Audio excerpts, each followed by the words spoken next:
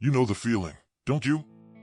That moment your world just stopped. Maybe it was a phone call, a sudden silence where laughter used to be, or the crushing finality of a goodbye you weren't ready for, and your heart didn't just break, it shattered, scattering into a million pieces you couldn't even see, let alone pick up, leaving this gaping, raw wound that no amount of smiling in public could hide, because inside, the tears were a constant, silent flood, a secret you kept from everyone, even yourself sometimes, pretending.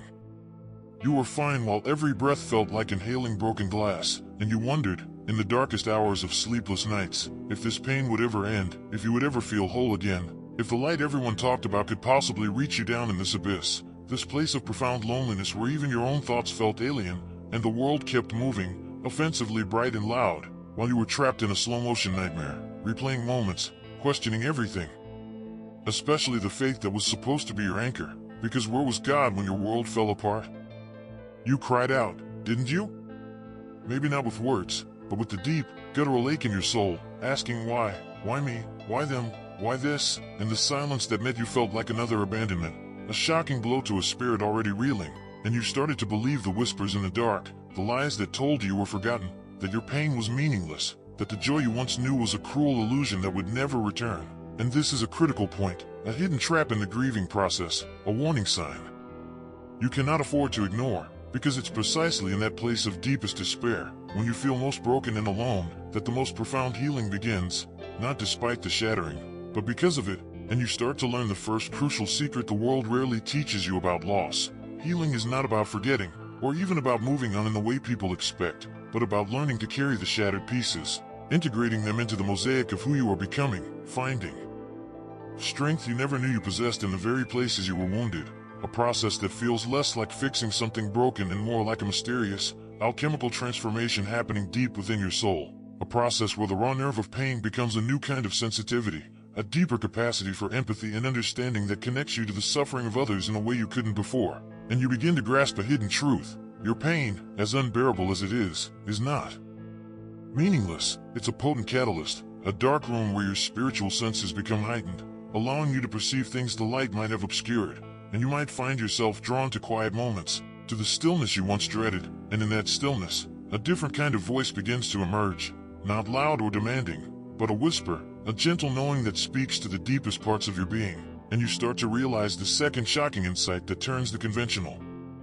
wisdom about grief on its head. God wasn't absent in your silence, He was intimately present, closer than your own breath, not fixing it all instantly because some lessons, some transformations, can only happen in the fire, but holding you, carrying you through the parts you couldn't walk yourself, His presence a hidden current beneath the waves of your sorrow, a source of quiet strength you accessed even when you felt weakest, and maybe it was a line of scripture that jumped out at you in an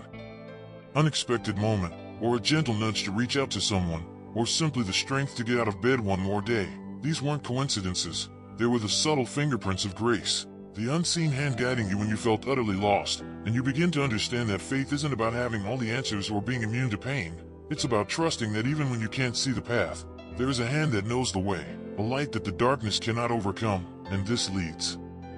you to the third powerful revelation, often hidden from those who try to outrun their pain. Your brokenness is not a sign of weakness or failure, it's an invitation, a sacred space where God can do His deepest work within you, reshaping you, refining you, pouring His healing balm into the very cracks of your shattered heart, filling those spaces with His presence, His peace, His unconditional love, and you discover that the light you were searching for isn't somewhere out there, separate from your pain. The light is within you, a spark of the divine that cannot be extinguished, even by the deepest loss. And the journey isn't about finding your way back to who you were before the storm, because that person, while loved, didn't know the depths you now know, didn't possess the resilience you were building, didn't understand grace in the same profound way. This journey is about discovering the stronger, more compassionate, more radiant person you are becoming, forged in the fires of loss, illuminated by the light you found within the darkness, and you learn to smile again, a genuine smile this time, not because the pain is gone entirely, some scars remain, quiet reminders of the battles fought and won, but because you carry the light within you now, a light that shines not just for you, but can become a beacon for others lost in their own storms, a testament to the power of a heart shattered and then healed by grace. And if any part of this resonates with you, if you felt that shattering, worn that public smile, or questioned the silence, know this, you are not alone, your pain has purpose, and the light is waiting to be fully revealed within you. A hidden truth whispered to those brave enough to face their brokenness and seek the divine hand in the process. And there's so much more to uncover about navigating these storms, about the specific steps to invite this deeper healing, about understanding the spiritual principles at play in your season of loss. Principles that can unlock a peace you thought impossible. And if you want to delve deeper into this journey, if you're ready to stop just surviving and start truly healing, finding that unwavering light within through faith, then you need to subscribe to this channel right now. Hit that button, because we're going to walk this path together, uncovering the secrets to finding light and peace, even when your heart has been shattered.